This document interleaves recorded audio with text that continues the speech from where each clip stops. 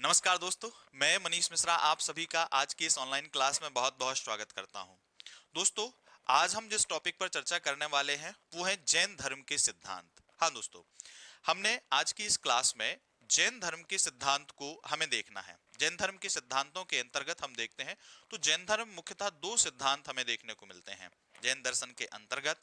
एक जिसको हम कहते हैं अनेकांतवाद और दूसरा जिसको हम कहते हैं स्यादवाद। तो दोस्तों, आज की इस क्लास में हम इन्हीं दो चीजों पर चर्चा करने वाले हैं। सबसे पहले हम देखेंगे कि अनेकांतवाद क्या होता है, फिर हम देखेंगे कि स्यादवाद क्या होता है।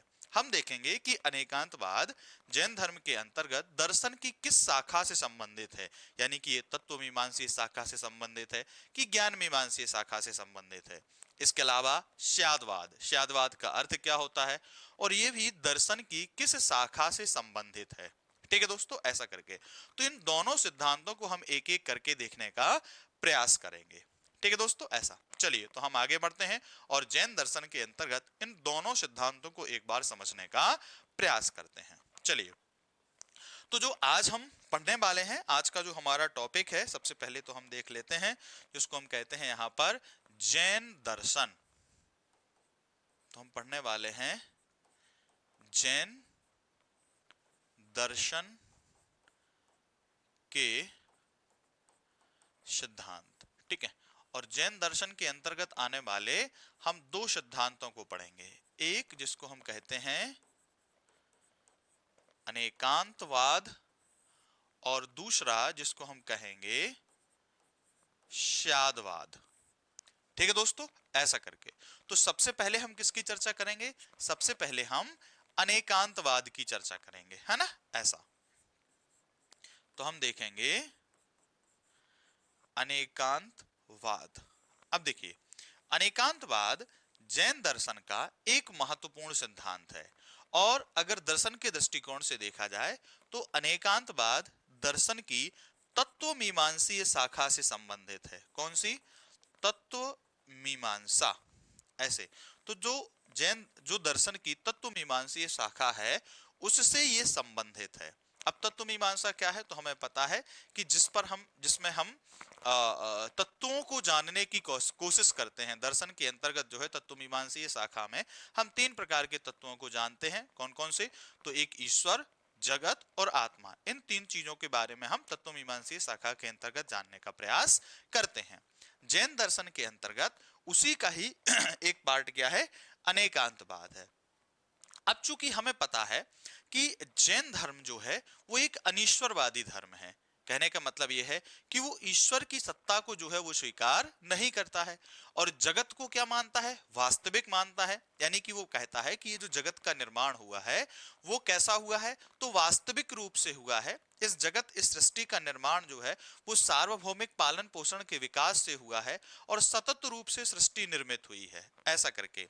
और यही कारण है कि उसका मानना है कि इस सृष्टि को बनाने वाला कोई ईश्वर नहीं है। यानी कि सृष्टि की क्या है? अपनी एक स्वयं की एक स्वतंत्र सत्ता है। ऐसा ऐसा नहीं है कि किसी व्यक्ति के द्वारा या किसी चमत्कार के माध्यम से किसी ने कुछ चमत्कार किया हो और इस जगत का निर्माण हो गया हो। तो ऐसा बिल्कुल भी नहीं है। बल्कि क्या हुआ है? तो इसका निर्माण जो है वो एक सतत विकास से हुआ है। इसी प्रकार से जब सृष्टि का निर्माण सतत विकास से हुआ है तो सृष्टि के अंतर्गत पाई जाने वाली जो वस्तुएं हैं उन वस्तुओं का निर्माण भी कैसा हुआ है? सतत विकास से हुआ है। और इसी वजह से प्रत्येक वस्तु की अपनी एक स्वतंत्र सत्ता होती है। यानी कि ऐसा नहीं है कि कोई एक वस्तु जो है वो किसी दूसरे के ऊपर निर्भर करती हो, नहीं, बल्कि प्रत्येक वस्तु की क्या है? अपनी एक स्वतंत्र सत्ता है। और उस वस्तु की वो स्वतंत्र सत्ता तब तक है जब तक उसमें उस वस्तु के अनुसार गुण पाए जाते हैं, ऐसा करके। और चूंकि प्रत्येक वस्तु की अपनी अनेक सत्ताएं हैं और इस जगत में अनेक वस्तुएं हैं, और यही वजह है कि इस सिद्धांत का नाम क्या दिया इन्होंने? तो अनेकांतवाद नाम दिया है। ठीक है दोस्तों, ऐसा करके ये तो जनरल इंफॉर्मेशन है, हम इसको एक बार समझने का अच्छे से प्रयास करते हैं। ठीक है, ऐसा करके दोस्तों, अनेकांतवाद हमें नाम से ही पता होता है कि ये सत्ता की अनेकता का सिद्धांत है। सत्ता की अनेकता के सिद्धांत के अंतर्गत बोला गया है कि अनेकांतवाद शब्द जो है ये बेसिकली दो शब्दों से मिलकर बना है। देखिए, हम समझ सकते हैं, एक जिसको हम कहते हैं अनेक और दूसरा कहते हैं अंत। क्या होता है? अंत। यहां पर जो ये अंत शब्द हमें दिखाई देता है, यहां पर अंत शब्द का अर्थ होता है वस्तु, या फिर हम बात करते हैं या धर्म से। यहां पर अंत शब्द का अर्थ क्या होता है? वस्तु या धर्म, ऐसा। तो यहां पर अनेक वस्तुएं या धर्म हैं, अनेक वस्तुएं हैं और उन वस्तुओं के क्या होते हैं? अपने अनेक धर्म होते हैं। अनेक धर्म का मतलब क्या होता है? गुण होते हैं, उनकी अलग अलग प्रॉपर्टीज होती हैं, ऐसे करके। तो उसी को ही बोला गया है कि चूंकि जगत में बहुत सारी वस्तुएं हमें दिखाई देती हैं, अनेक वस्तुएं दिखाई देती हैं, और प्रत्येक वस्तु में कैसे होते हैं? अनंत धर्म होते हैं, यानी कि अनंत गुण होते हैं। और इस प्रकार अनेकांतवाद जगत में अनेक सत्ताओं को स्वीकार करता है। मतलब उसका ऐसा मानना है कि इस जगत में जो वस्तुएं हैं वो बहुत सारी वस्तुएं हैं, प्रत्येक वस्तु में अपने अनेक गुण होते हैं, और इस तरीके से उन वस्तुओं की अपनी इस जगत में स्वतंत्र सत्ता होती है। और इस तरीके से चूंकि जगत में कई प्रकार की सत्ताओं की बात की गई है, इसीलिए हम इसको क्या कहते हैं? अनेकांतवाद कहते हैं, ऐसे करके। ठीक है दोस्तों, ऐसा। अब चूंकि उसने ये बोला है कि वस्तुओं के अनेक गुण क्यों होते हैं, तो अनेक गुण होने का कारण यह है कि प्रत्येक वस्तु को दृष्टिकोण के आधार पर अलग अलग तरीके से देखा जाता है। कहने का मतलब यह है कि देश, काल, समय, परिस्थितियां, व्यक्ति जो है प्रत्येक वस्तु को अलग अलग तरीके से देखने का प्रयास करता है। और जब प्रत्येक वस्तु को अलग अलग तरीके से देखने का प्रयास करता है तो वो अपने अनुसार उस वस्तु के गुणों की व्याख्या करता है, ऐसा करके। और यही कारण है कि उस वस्तु के क्या हो जाते हैं? विभिन्न धर्म जो है, विभिन्न गुण जो है वो हमें दिखाई देने लगते हैं, ऐसे करके। और उन्हीं गुणों के आधार पर उस वस्तु की सत्ता जो है वो क्या होती है? निर्धारित कर दी जाती है। और यही कारण है कि हमें इस जगत में अनेक सत्ताएं जो है, प्रत्येक वस्तु की अपनी एक स्वतंत्र सत्ता जो है वो क्या होती है? दिखाई दे जाती है। ठीक है दोस्तों, ऐसा करके जैन दर्शन के अंतर्गत सत्ता के लिए द्रव्य शब्द का उपयोग किया गया है। कौन से शब्द का दोस्तों? तो द्रव्य शब्द का उपयोग किया गया है। ध्यान रखिएगा, यहां पर जो वस्तु की सत्ता है, उस वस्तु की सत्ता के लिए जैन धर्म के अंतर्गत द्रव्य शब्द का उपयोग किया गया है। ठीक, ऐसा करके। तो ये हमें इतनी जानकारी जो है वो यहां पर देखने को मिल जाती है। ठीक है दोस्तों, उम्मीद करता हूं यहां तक आपको चीजें समझ में आई होंगी। अब देखिए, बोला गया है कि वस्तु में के जो विभिन्न सारे गुण होते हैं वो क्यों होते हैं, तो एक बार हम उसको समझने का प्रयास करते हैं। दोस्तों, बोला गया है कि जब सत्ता जो है या द्रव्य के स्वरूप में अनेक दृष्टिकोणों का विचार आता है। अनेक दृष्टिकोणों का विचार क्या होता है? कहने का मतलब यह है कि कोई एक वस्तु है, उस वस्तु को मैं किस तरीके से देखता हूं, आप किस तरीके से देखते हैं, या विभिन्न प्रकार के जो व्यक्ति हैं वो किस तरीके से देखते हैं। तो जब मैं अपने जो है दृष्टिकोण से उस वस्तु को देख रहा हूं, आप अपने दृष्टिकोण से वस्तु को देख रहे हैं, या अन्य कोई व्यक्ति जो है वो अपने दृष्टिकोण से वस्तु को देख रहा हूं, तो उस वस्तु के बारे में मेरे विचार कुछ अलग होंगे, आपके विचार कुछ अलग होंगे, और इनके विचार कुछ कैसे होंगे? अलग होंगे। तो चूंकि दृष्टिकोण की भिन्नता के कारण उस वस्तु में कैसे होते हैं? अनेक गुण जो हैं वो हमें दिखाई दे जाते हैं। चूंकि वस्तु के अनंत धर्म होते हैं, और यही अनंत धर्म जो हैं वो हमें अलग अलग दृष्टिकोणों के रूप में जो है वो क्या होते हैं? दिखाई देने लगते हैं, है ना, ऐसे करके। और इस तरीके से हमें देखने को मिलता है कि एक दृष्टिकोण की भिन्नता के कारण वस्तु में अनेक धर्म जो हैं वो क्या होते हैं? हमें देखने को मिल जाते हैं। बात क्लियर? ऐसा। फॉर एग्जाम्पल आप ऐसे समझ सकते हैं कि जैसे मान लो एक कप चाय है, तो मान लो एक कप चाय है, अब हो सकता है उसी चाय को अगर मैं पीऊंगा तो मुझे कैसी अच्छी लगे, आप पिए तो पता चला कि आपको जो है वो फीकी लगे, कोई अन्य व्यक्ति पिए तो उसको लगे कि नहीं इसमें जो है कोई उसको दूसरे टेस्ट की चाय पसंद हो। तो वस्तु तो एक ही है, लेकिन उसमें चूंकि उसके गुणों के कारण और अपने जो है रुचि के कारण हमें उसमें भिन्नता जो है वो क्या होती है? दिखाई देने लगती है। और यही कारण है कि हम जब उसकी व्याख्या करेंगे तो व्याख्या हम अपने अनुसार करेंगे। किसके अनुसार? अपने अनुसार करेंगे। तो उसके विभिन्न गुण जो है वो हमें देखने को मिल जाएंगे, लेकिन एक गुण जो उसमें सर्वथा विद्यमान होगा वो कौन सा होगा? कि वो क्या है? एक कप चाय है, वो चाय का गुण जो है वो उसमें हमेशा कैसा रहेगा? विद्यमान रहेगा। ठीक है दोस्तों, ऐसा करके। और इसी आधार पर बोला गया है कि वस्तु में जो ये विभिन्न गुण होते हैं, इन विभिन्न गुणों को हम दो भागों में बांट सकते हैं। कितने? दो भागों में बांट सकते हैं। कौन कौन से दो भाग होते हैं? तो वस्तु के विभिन्न गुण जो होते हैं, वस्तु के जो गुण होते हैं, इन गुणों को हम दो भागों में बांट सकते हैं। एक जिनको हम कहते हैं स्थायी गुण, और दूसरा जिनको हम कहते हैं अस्थायी गुण। ठीक है, स्थायी गुणों को ही नित्य कहा जाता है। क्या कहा जाता है? नित्य कहा जाता है। और अस्थायी गुणों को अनित्य कहा जाता है। अनित्य मतलब जो परिवर्तनशील होते हैं। स्थायी गुण वो गुण होते हैं जो वस्तु में हमेशा विद्यमान रहते हैं, वो परिवर्तनशील नहीं होते हैं। जबकि अस्थायी गुण वो गुण होते हैं जो देश काल और परिस्थितियों के अनुसार कैसे हो जाते हैं? परिवर्तित हो जाते हैं, ऐसे करके। चूंकि उस वस्तु का अस्तित्व जो है वो उसके स्थायी गुणों पर निर्भर करता है। किसके? स्थायी गुणों पर निर्भर करता है।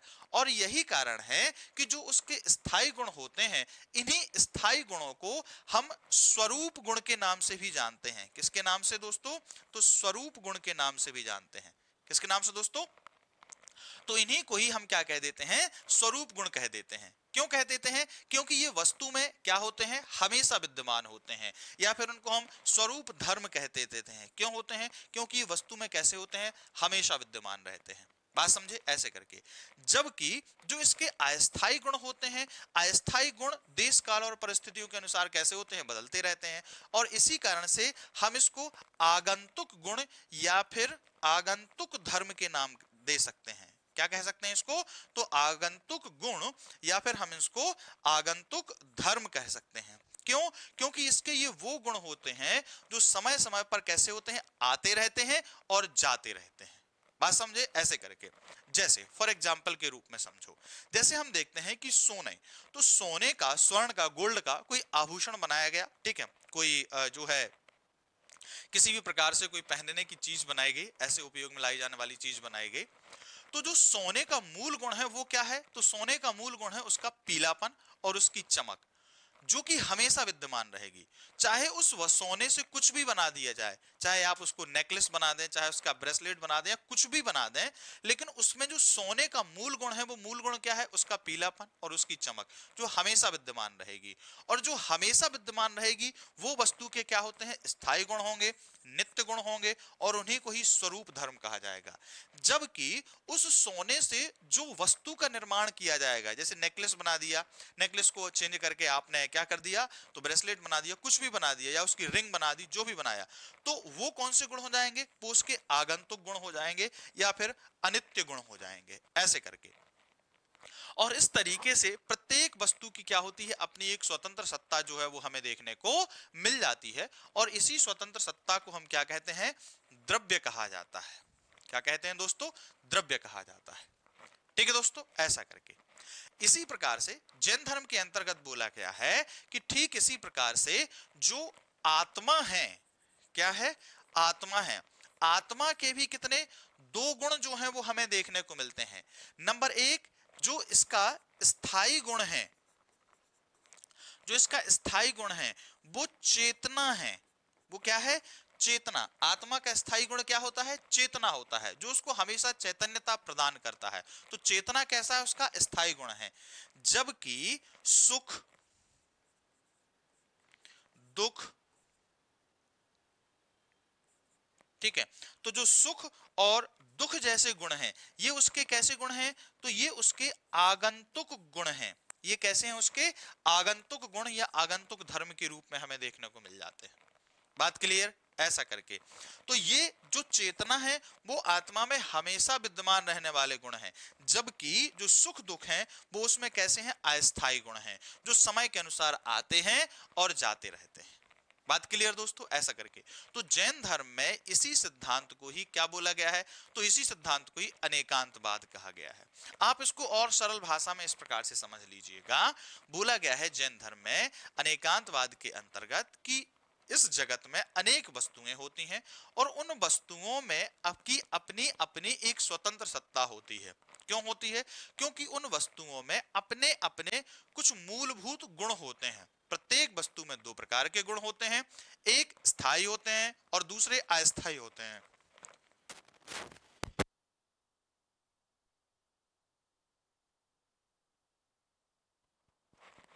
एक अस्थायी गुण होते हैं और दूसरे स्थायी गुण होते हैं। स्थायी गुण जो उसमें हमेशा विद्यमान रहते हैं और वस्तु का अस्तित्व उन्हीं स्थायी गुणों पर निर्भर करता है, जबकि अस्थायी गुण जिनको हम आगंतुक कहते हैं वो आते रहते हैं और जाते रहते हैं, ऐसे करके। और इस तरीके से हमें अनेकांतवाद की जानकारी जो है वो देखने को मिल जाती है। ठीक है दोस्तों, ऐसा करके उम्मीद करता हूं यहां तक आप लोगों को चीजें समझ में आई होंगी। चलिए हम आगे बढ़ते हैं दोस्तों। इसके बाद जैन धर्म में जो दूसरा सिद्धांत हमें देखने को मिलता है जिसको हम कहते हैं श्यादवाद, जिसको हम क्या कहते हैं, श्यादवाद के नाम से जाना जाता है, या फिर दोस्तों इसी को ही सप्तभंगीय नय कहा गया है। क्या कहा गया है, तो इसी को ही हम क्या कहते हैं, सप्तभंगीय नय के नाम से क्या होता है, जाना जाता है। ये जैन धर्म का एक दूसरा सिद्धांत जो है वो हमें देखने को मिल जाता है। ठीक है, ऐसे करके जैन धर्म जो है ये मतलब श्यादवाद जो है ये जैन धर्म के अंतर्गत ज्ञान मीमांसीय शाखा से संबंधित है। यानी कि अगर हम दर्शन की बात करें तो ये दर्शन की में जो है ज्ञान मीमांसीय शाखा से संबंधित होता है और ये ज्ञान की सापेक्षता संबंधी सिद्धांत है जो जैन धर्म के अंतर्गत परामर्श को व्यक्त करता है। किसको, परामर्श को व्यक्त करता है। यहां पर एक बात समझिएगा, श्यादवाद के अंतर्गत जैन धर्म के जो विद्वान हैं या जैन धर्म में जो सिद्धांत देने वाले व्यक्ति हैं वो अपने ज्ञान की त्रुटि को छुपाने के लिए श्यादवाद का उपयोग नहीं करते हैं, बल्कि वो इसलिए श्यादवाद का उपयोग करते हैं कि जब देश काल और मतलब परिस्थितियों के अनुसार जब ज्ञान परिवर्तित होता है तो परिवर्तन के कारण त्रुटि उत्पन्न ना हो जाए, तो उस त्रुटि से बचने के लिए वो श्यादवाद का उपयोग करते हैं, ना कि अपने ज्ञान की कमी को छुपाने के लिए इसका उपयोग करते हैं। कहने का मतलब यह है कि श्यादवाद जो है वो जैन धर्म के अंतर्गत पॉजिटिव पॉइंट ऑफ व्यू से एक्सेप्ट किया गया है, ना कि नेगेटिव पॉइंट ऑफ व्यू से। बात समझे, ऐसे करके देखिए श्याद का अर्थ होता है यहां पर शायद श्याद का अर्थ जो है वो क्या होता है, शायद होता है। शायद का अर्थ होता है शायद। शायद का मतलब आप जानते हैं कि शायद का अर्थ क्या होता है कि अगर किसी बात के पीछे या शायद लगा दिया जाए तो इसका मतलब होता है कि वो हो भी सकता है और नहीं भी हो सकता है। तो इसी वजह से जैन धर्म के अंतर्गत जो बातें कही गई हैं, मतलब जैन धर्म में श्यादवाद के अंतर्गत जो बातें कही गई हैं, तो बोला गया है कि यदि अपनी बात बोलने पर से पहले हम शायद शब्द का उपयोग करते हैं तो जो हमारी ज्ञान की कमी में त्रुटि है उस त्रुटि से हम क्या कर सकते हैं, बच सकते हैं, और इसीलिए ये शायद शब्द का उपयोग हम कर सकते हैं। ठीक है, ऐसा करके तो इस तरीके से हमें इसकी जानकारी मिलती है। अब हम इसको एक बार अच्छे से समझने का प्रयास करते हैं। तो दोस्तों जैन दर्शन में से तत्वमीमांसीय दृष्टिकोण से अनेकांतवाद कहा गया है, वहीं ज्ञान मीमांसीय दृष्टिकोण से श्यादवाद कहा गया है। दोस्तों यही आगे जाके जिसको हमने अनेकांतवाद पढ़ा वही आगे जाके ज्ञान मीमांसीय दृष्टिकोण से क्या कहलाता है, तो ज्ञान मीमांसीय दृष्टिकोण से ये श्यादवाद कहलाता है। बात समझ आई, ऐसा करके कैसे कहलाता है उसको हम एक बार आगे समझने का प्रयास करते हैं। अब देखिए अनेकांतवाद में हमने समझा, अनेकांतवाद के अनुसार यह बोला गया है कि प्रत्येक वस्तु के अनंत गुण होते हैं, यानी प्रत्येक वस्तु में कैसे होते हैं, कई सारे गुण होते हैं, और जब किसी वस्तु में अनंत गुण होते हैं तो अनंत गुण होने के कारण उस वस्तु में जटिलता उत्पन्न हो जाती है। जटिलता क्यों उत्पन्न होती है, क्योंकि वस्तु के कई सारे गुण हैं और चलो दो चार चीजें हैं तब तो व्यक्ति हमें कोई चीज समझने में आसानी हो जाती है। जैसे फॉर एग्जांपल आप एक छोटे से एग्जांपल से समझ सकते हैं कि मान लो आपको जो है कहीं के लिए रेडी होना है, और रेडी होने के लिए अगर आपको कोई ड्रेस जो है वो एक ही ड्रेस है, ठीक है, आपके पास एक ही ड्रेस है और आपको कहीं जाना है, तो आप क्या कहेंगे, फटाफट से वो ड्रेस पहनेंगे और निकल के और पहन के चले जाएंगे। लेकिन मान लो आपके पास जो है आपने ये डिसाइड नहीं किया है कि मुझे कौन सी ड्रेस पहन के जाना है, कहीं आपको तुरंत जाना है और आपके सामने 20 ड्रेस रख दी जाए, तो कहीं ना कहीं हमें उसका चयन करने में भी थोड़ा समय लग जाएगा, हमें सिलेक्ट करने में कि हम कौन सी ड्रेस पहन के जाएं वहां पर। तो उसमें भी कहीं ना कहीं एक छोटी सी चीज में हमें जटिलता देखने को जो है वो मिल जाती है। तो यहां पर भी बोला गया है कि प्रत्येक वस्तु में अनंत गुण होते हैं, और अनंत गुण होने की वजह से उस वस्तु में क्या होती है, जटिलता उत्पन्न हो जाती है। वस्तु की इस जटिलता को समझने की जो शक्ति है वो सिर्फ और सिर्फ केवली के पास होती है। किसके पास होती है, केवली के पास होती है। अब ये केवली कौन होता है, तो हमें पता है कि वो व्यक्ति जो जैन धर्म के अंतर्गत पूर्ण ज्ञान प्राप्त कर चुका हो उसे हम क्या कहते हैं, केवली कहते हैं। और पूर्ण ज्ञान को कैवल्य कहा जाता है। तो जो कैवल्य प्राप्त व्यक्ति होता है उसे केवली कहते हैं। तो वस्तु के सभी गुणों को जो समझने की क्षमता होती है वो सिर्फ किसके पास होती है, केवली के पास होती है। अब जो आम व्यक्ति होते हैं उनके पास तो वस्तु के सभी गुणों को समझने की क्षमता है नहीं है, ठीक है। हम और आप जो हैं वो तो वस्तु के सभी गुणों को क्या कर सकते हैं, समझ नहीं सकते हैं। हम अपने साधारण बुद्धि से, साधारण ज्ञान से वस्तु के सभी गुणों को नहीं समझ सकते हैं, क्योंकि हमारी जो ज्ञान है वो कैसा होता है, सीमित होता है। ज्ञान कैसा होता है, सीमित होता है। और यही कारण है कि हम वस्तु के सिर्फ उन्हीं गुणों को समझ पाते हैं जो गुण हमें दिखाई देते हैं। जो गुण हमें कैसे होते हैं, दिखाई देते हैं। सिर्फ उन्हीं गुणों को हम क्या कह सकते हैं, समझ सकते हैं, और उन्हीं गुणों के आधार पर उस वस्तु की व्याख्या कर सकते हैं। बात समझे, ऐसा करके अब चूंकि है ये कि उस वस्तु के गुणों को, उस वस्तु को जब देखा तो मैंने उस वस्तु की किसी और गुण को देखा, आपने उस वस्तु के किसी और गुण को देखा, या किसी अन्य व्यक्ति ने उस वस्तु के किसी और गुण को देखा। तो जब 10 लोग किसी एक वस्तु को देखते हैं तो उस वस्तु के गुणों की व्याख्या वो अपने अनुसार करते हैं। जिन गुणों को उन्होंने देखा उन्हीं गुणों की क्या की, उन्होंने व्याख्या की। और जब उन्हीं गुणों की उन्होंने व्याख्या की तो ऐसी कंडीशन में वो अपने अनुसार उस वस्तु को डिफाइन करने की कोशिश करेंगे, ऐसा करके। अब चूंकि 10 लोगों ने उस वस्तु को डिफाइन किया अपने अनुसार, तो कहीं ना कहीं उनमें मत भिन्नता आ जाएगी। इस मत भिन्नता से कैसे बचा जाए, क्यों, क्योंकि चाहे मैंने वस्तु को देखा हो या आपने वस्तु को देखा हो, देखा तो एक ही वस्तु को है और उसी वस्तु के गुणों की सब व्याख्या कर रहे हैं, तो गलत कोई नहीं है। क्यों नहीं है, क्योंकि प्रत्येक व्यक्ति ने अपनी बुद्धिमत्ता के अनुसार उस वस्तु की व्याख्या की, ऐसा। लेकिन चूंकि हर व्यक्ति ने अलग अलग गुणों को देखा और यही कारण है कि उनमें क्या आ जाता है, उनमें मत भिन्नता उत्पन्न हो जाती है। कैसी हो जाती है, मत भिन्नता उत्पन्न हो जाती है।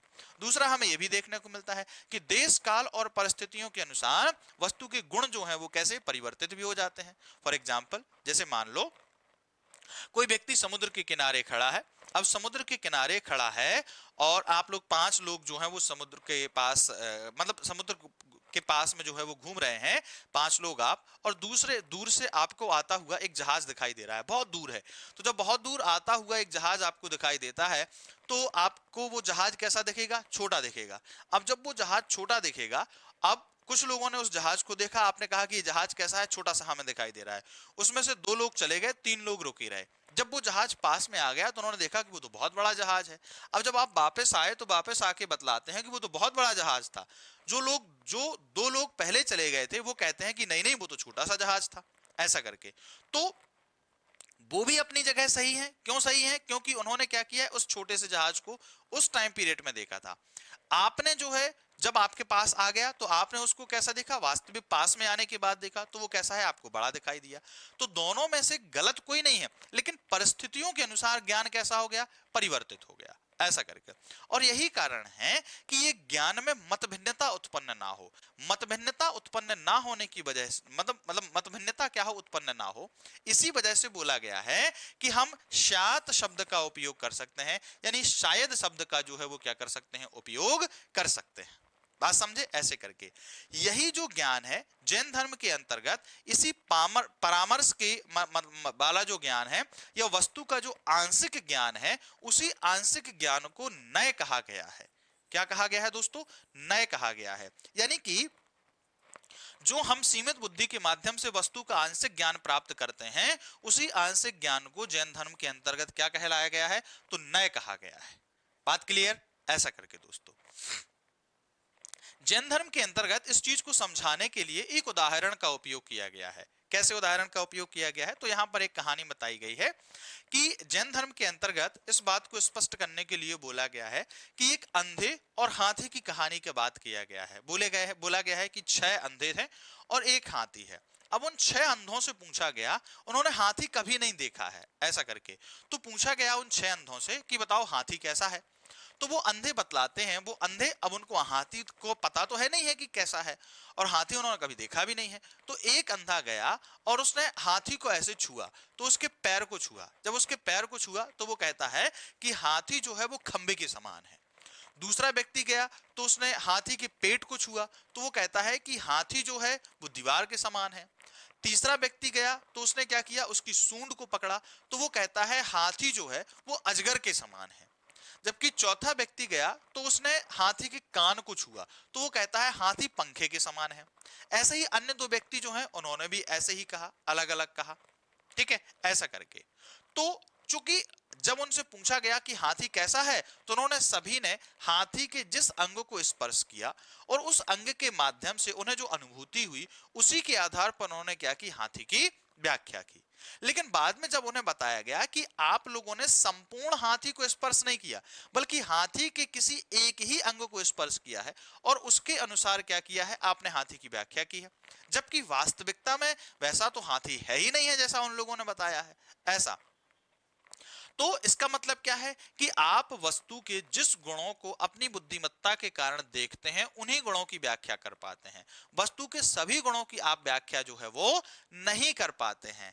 तब आप अपने उस ज्ञान की त्रुटि से बचने के लिए अगर शात शब्द का उपयोग करते हैं, तो ऐसी कंडीशन में आप ज्ञान की त्रुटि से क्या हो सकते हैं, बच सकते हैं। ठीक, ऐसा करके अब प्रश्न यहां पर यह उत्पन्न हुआ कि किस अंधे का कथन जो है वो सत्य माना जाए। ऐसा हाथी विषयक वर्णन में मतभेद का कारण क्या है? तो हाथी की विषयक वर्णन में मतभेद का कारण है उनका भिन्न दृष्टिकोण। क्या है? भिन्न दृष्टिकोण समझा जाता है। यहां पर चूंकि सबने अलग अलग अंगों को स्पर्श किया, तो यही वजह है कि अलग अलग अंगों को स्पर्श करने के कारण उन्हें आंशिक सत्य का ज्ञान हुआ और उसी आंशिक सत्य की उन्होंने क्या की, यहां पर व्याख्या की। ऐसा करके ठीक है। बाद में जब बतलाया गया कि हाथी वास्तविकता में तो ऐसा बिल्कुल भी नहीं है। क्यों नहीं है? क्योंकि सबको मिला के जो है वो क्या की जा सकती है, हाथी की व्याख्या की जा सकती है। बात क्लियर? ऐसा करके इसी त्रुटि से बचने के लिए जैन धर्म के अंतर्गत परामर्श के रूप में शादवाद का उपयोग करने की बात की गई है। ठीक है दोस्तों, ऐसा कह के यहां पर शादवाद के संबंध में बोला गया है कि शादवाद में अगर किसी हम बात कहें, तो उस बात को कहने से पहले अगर हम शात शब्द का उपयोग कर देते हैं, तो उस ज्ञान की त्रुटि से क्या हो सकते हैं, हम बच सकते हैं। और बोला गया है कि किसी वस्तु के विषय में स्यात जो है वो स्यात पूर्वक, मतलब स्यात जो है वो 7 प्रकार से हम उपयोग कर सकते हैं। कितने प्रकार से? 7 प्रकार से हम उपयोग कर सकते हैं। कैसे 7 प्रकार से हम इसका उपयोग कर सकते हैं? जैसे बोला गया है नंबर 1, शात अस्ति। शात अस्ति, शात अस्ति का मतलब है कि शायद है। शात अस्ति मतलब क्या है यहां पर, कि शायद है, ऐसे करके। ठीक है, फिर आप कह सकते हैं स्यात नास्ति। स्यात नास्ति अर्थात शायद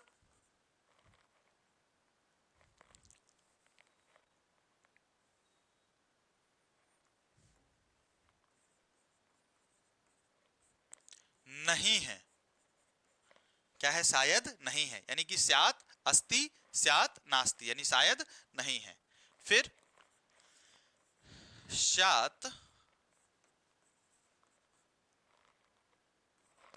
अस्ति चा नास्ति, यानी कि शायद है और नहीं। अब देखिए तीनों एक ही बात है, कोई उनमें अंतर नहीं है। शायद है यानी कि नहीं भी हो सकता है, शायद नहीं है यानी कि हो भी सकता है, शायद है और नहीं है मतलब हो भी सकता है और नहीं भी हो सकता है। बात क्लियर? ऐसे करके फिर शात अव्यक्तम,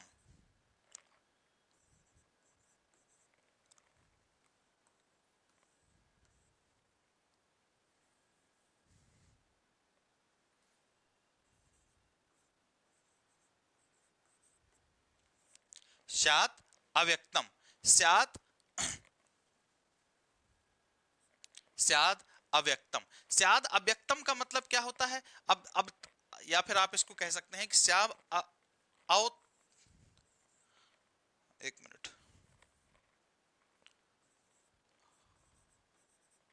स्यात अव्यक्तम, अव्यक्तम मतलब कहा नहीं जा सकता है, यानी कि शायद कहा नहीं जा सकता।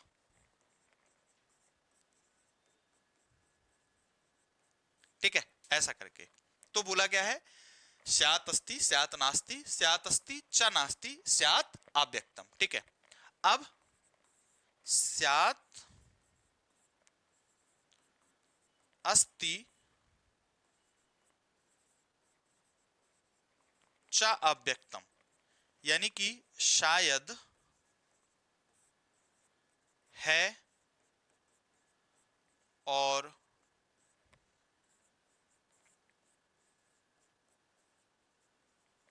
कहा नहीं जा सकता। ऐसा, बात एक ही है, कोई इसमें हमें अंतर जो है वो दिखाई नहीं देता है ना, ऐसा करके। फिर स्यात् नास्ति च अव्यक्तम,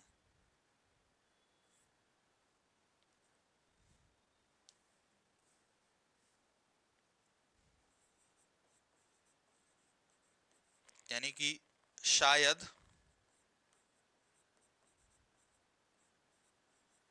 नहीं है और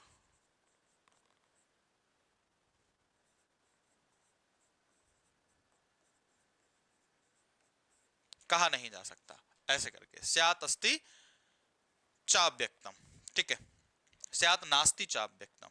अब अंत में हम क्या कह सकते हैं? स्यात् अस्ति च नास्ति चाव्यक्तम, यानी कि शायद है और नहीं है और कहा नहीं जा सकता। ठीक है, ऐसे करके। और इस तरीके से हमें देखने को मिलता है कि इसमें जैन धर्म के अंतर्गत, जैन दर्शन के अंतर्गत ये 7 प्रकार से किसी बात को कहने की बात की गई है कि अगर हम अपने जो वस्तु में के ज्ञान को प्राप्त करने की जो त्रुटि है, अगर हम उसको मुझसे बचना चाहते हैं, तो उससे हम किसी वाक्य को बोलने से पहले, उस वस्तु के बारे में बोलने से पहले अगर हम इस प्रकार से स्यात् शब्द का उपयोग करते हैं तो होने वाली त्रुटि से हम क्या कर सकते हैं? बच सकते हैं, उससे बचा जा सकता है।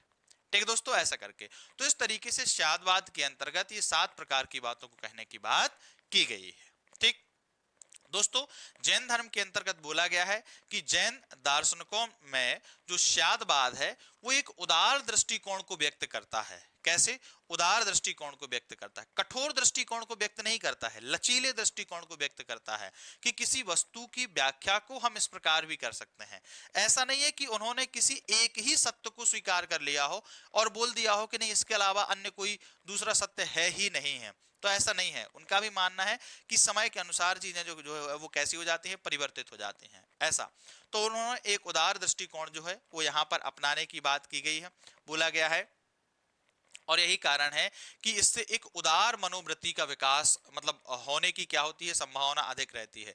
प्रत्येक वस्तु को, प्रत्येक व्यक्ति को अपने अनुसार किसी वस्तु के बारे में विचार करने, उसके बारे में निर्णय करने और अपनी अभिव्यक्ति को व्यक्त करने का क्या होता है? मौका प्राप्त होता है, ऐसा करके। और इस तरीके से बोला गया है कि जैन धर्म के अंतर्गत इस उदार मनोवृत्ति और लचीले दृष्टिकोण से व्यक्ति, समाज और क्या बोलते हैं आसपास की जो भी हमें एनवायरनमेंट देखने को मिल रहा है उसमें गतिशीलता और एक परिवर्तन की संभावना जो है वो क्या होती है, अधिक बढ़ जाती है। साथ ही समाज में सांप्रदायिकता, जातीयता, लैंगिक द्वेष, इस प्रकार की जो चीजें हैं, विभेद, इस प्रकार की चीजों से भी हमें जो है वो कैसे हो जाते हैं, तो एक कम होने का हमें मौका देखने को मिलता है। ठीक है दोस्तों, ऐसे करके तो जैन धर्म के अंतर्गत इस प्रकार के सिद्धांतों को स्वीकार किया गया है और इसी को ही क्या बोला गया है, तो इसी को ही श्यादवाद कहा गया है। बात क्लियर दोस्तों, ऐसा करके तो दोस्तों ये जैन धर्म के अंतर्गत प्रमुख रूप से दो सिद्धांत थे। उम्मीद करता हूं यहां पर आपको ये चीजें क्या होंगी, समझ में आई होंगी। एक बार आप वीडियो को अच्छे से देख लीजिएगा, फिर भी अगर आपको कोई ऐसा डाउट लगता है तो आप कमेंट करके अपना डाउट क्लियर कर सकते हैं। ठीक है दोस्तों, तो आज का सेशन हम यहीं पर कंप्लीट करते हैं, फिर मिलते हैं नए टॉपिक के साथ। तब तक के लिए बहुत बहुत धन्यवाद। Thank you so much.